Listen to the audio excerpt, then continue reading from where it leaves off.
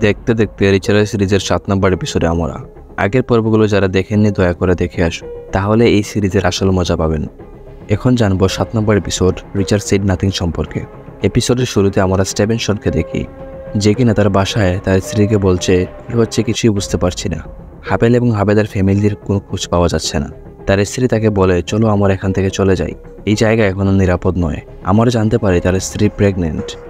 Stevenson জানায় আমরা দ্রুতই আমাদের বাবার বাসায় যাব। তখনই আমরা একটি গাড়ি থেকে 4 জন লোককে সেফটি স্যুট করে নামতে দেখি। তারা স্টেভেনসনের বাসার দিকে যাচ্ছিল।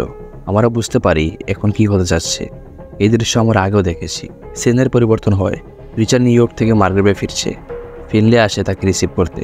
সে ফিনলেকে সব জানায় নিউ ইয়র্কে কী হয়েছে। তারা দুইজন মিস্টার ক্লাইনারের শেষকৃত্য অনুষ্ঠানে যায়। সেখানে ফিনলে রিচার্ডকে গাড়ির কাছে রেখে অনুষ্ঠানে যায়। ক্লাইনারের ভাতিজা ফিনলের কাছে আসে এবং বলে আমি জানি তুমি আমার চাচাকে মেরেছ, কেমন হবে আমিও যদি তোমাকে এইভাবে মারি। ফিনলে বলে তোমার চাচাকে আমি মারিনি, তবে বেশি কথা বললে তোমাকে মেরে দিব। এই বলে ফিনলে সেখান থেকে চলে আসে। তারপর তারা আসে স্টেভেনসনের বাসায়। এখানে আমরা দেখতে পাই স্টেভেনসন ও তার স্ত্রীকে বাজেভাবে মারা হয়েছে।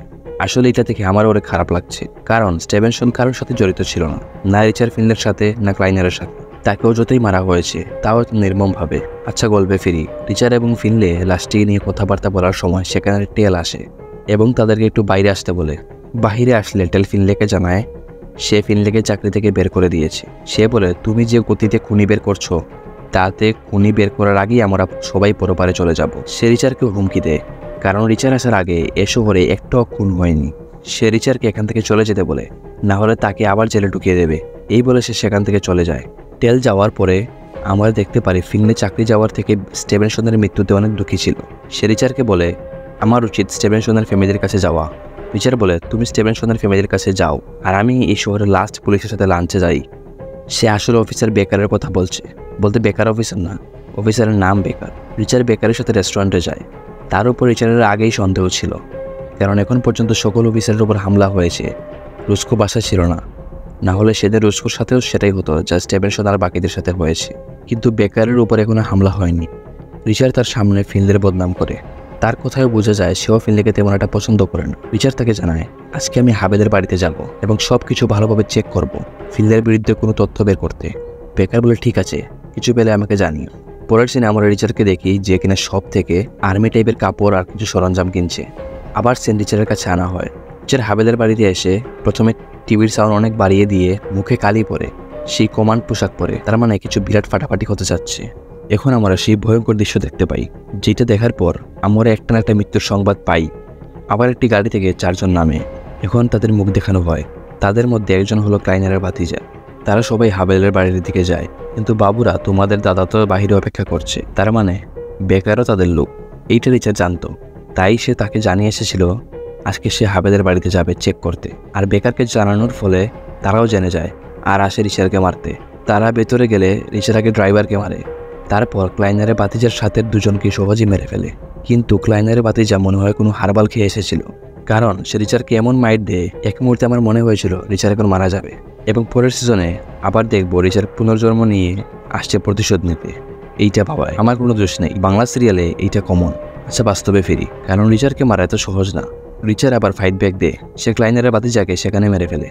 তাদের সবার কাছ থেকে রিচার্ড অস্ত্র সংগ্রহ করে গাড়িতে রাখে। তারপর ফ্রেশ হয়ে রুস্কোকে ফোন দেয়। সেখানে রুস্কো পিকার্ডোসের বাসায় আছে বলে জানায়। তারপর রিচার্ড ফিনলেকে ফোন দেয়, যে কিনা একটি মোটেলে ছিল।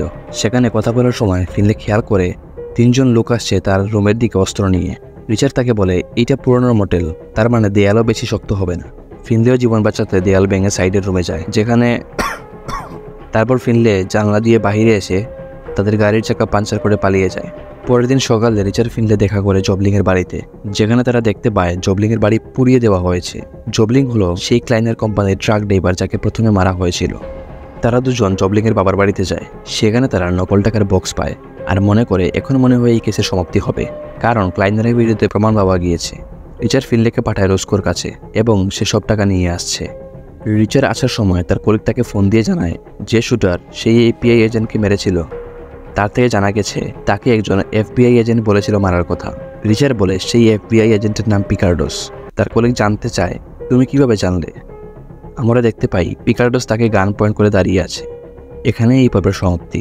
তার মানে এই সব কিছুর পিছনে পিকার্ডোস ছিল, নাকি আরও বড় কেউ আছে? আমাদের আর এই সিজনের একটি পর্ব বাকি আছে, যাতে সব ক্লিয়ার হয়ে যাবে আশা করি। রিচার শেষ হওয়ার আগেই দ্য জেন্টলম্যান সিরিজ শুরু করেছি আমরা। আশা করি এই সিরিজটাও আপনার দেখা সেরা সিরিজের খাতায় লেখা থাকবে। সাথেই থাকুন। ধন্যবাদ।